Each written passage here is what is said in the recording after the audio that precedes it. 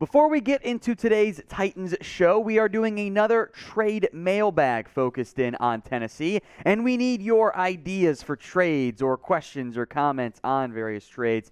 Get them in the comment section right now using hashtag Titans. Makes our lives a little bit easier when you use that hashtag to actually find your ideas and questions and put them on the show.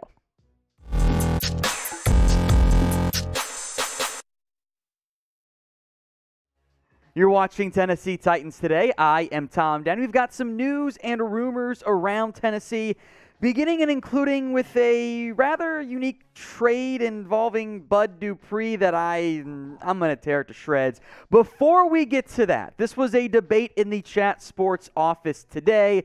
I regret to inform you that producer Jack is wrong, but what is the greatest sports movie of all time? Lots of different routes you can go. Let us know right now in the comments section. Could the Tennessee Titans trade away Bud Dupree? Bleacher Report went through one trade each NFL team should make before training camp, and their suggestion for Tennessee was to trade Bud Dupree, the high-price signing last year.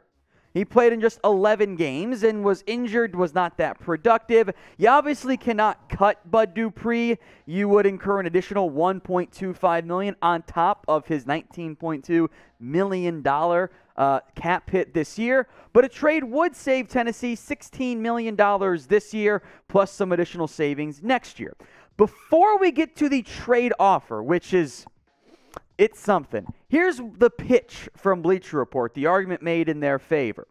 The Titans desperately signed Dupree to a massive $8.25 million deal in 2021, despite the fact that he tore his ACL before free agency. Dupree was a complete non-factor in his first season with the Titans. He totaled 17 tackles and 3 sacks in 11 games. Even at his best in Pittsburgh, he was a complimentary rusher to T.J. Watt and Cam Hayward.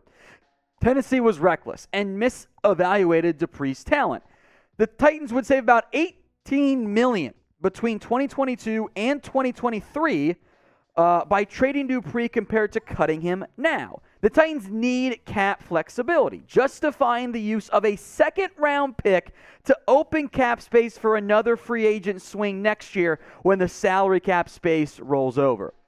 So the trade offer from Bleacher Report was the Titans get a 5th-round pick from the Bears, and they salary dump Bud Dupree and a 2nd-round pick to get that contract off the books. To be clear, this is a top 5 stupid trade of all time. Tennessee doing a salary dump in this economy when they are banking on Bud Dupree starting and being a contender in the AFC makes absolutely no sense. This is a horrible, stupid, terrible, no good, bad idea for Tennessee. It is, to be blunt, just absolutely asinine. So who wins the trade? It's pretty obvious to me that it's the Chicago Bears, but we're a democracy. You're allowed to have opinions even if we don't always agree. Who wins the trade? TEN for the Titans or CHI for the Chicago Bears? Now, this question is going to be the pinned comment on today's video. So in a very rare opportunity, I'm not asking you to type in TEN. Go type in Chicago or CHI and let Bleacher Report know they're being pretty dumb. This is the pinned comment on today's video. So if the ad break comes here on YouTube, take advantage of it. Head down there and let me know. I'll also make this note, by the way. There is an out in his deal next year for the Titans. They can cut him before June 1st and save $9.35 million. They can cut him after June 1st or trade him and save over $15.5 million. So if we are worried about Bud Dupree not living up to the contract, I understand that. He wasn't great last year. Injuries were a huge factor. The Titans were lucky that Harold Landry balled out. But this idea of the Titans are desperately committed to getting him off the books to make a swing next year when they could free up money next year overlooks this important fact. Tennessee is built to win right now. They are trying to win football games. They are the reigning #1 seed in the AFC, and the suggestion is to trade away one of their key pieces on defense. Their #2 edge. I am excited that maybe Rashad Weaver can break out, but if he's your #2, Denny is your #3, that's not going to cut it. So this doesn't make any sense from a long-term, short-term financial perspective, from a draft pick perspective, and most importantly, from a roster-building perspective right now for Tennessee. It is foolishness from Bleacher Report. So if you want good Titans coverage, you've come to the right spot. We will call out stupid ideas as we see them. Hit that big red button and subscribe. We are inside of 200 subscribers away from 4K. Let's get there. We're going to have videos throughout the weeks in the off-season. Regular training camp is finally just around the corner. So if you haven't already, hit that big red button and subscribe right now. All right, time for some more positive takes out there. Eric Dickerson, as part of an NFL.com piece, ranked his top 5 running backs in the NFL, which I am intrigued by because Derrick Henry checked in at #1, and I appreciate the respect given to Derrick Henry. I do want to also look at the top 5 backs per Dickerson. It is a unique list. Ezekiel Elliott is #2. Saquon Barkley is #3. Jonathan Taylor is #4.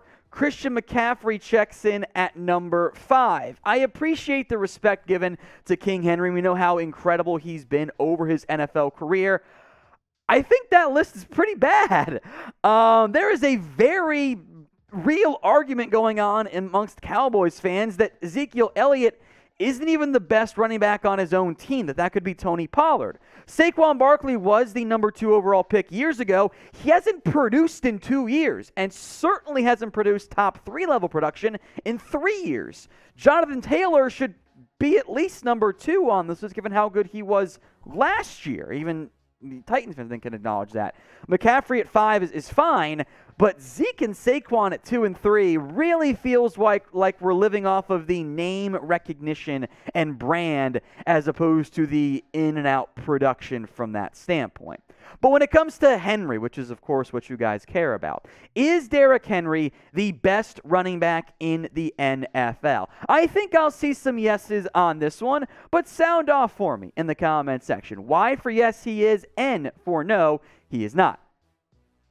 From best running back to best safety in the NFL, this time Pro Football Focus, releasing their position rankings group by group, and they ranked Kevin Byard as the #1 safety in the NFL. And I am, again, very pleased by this.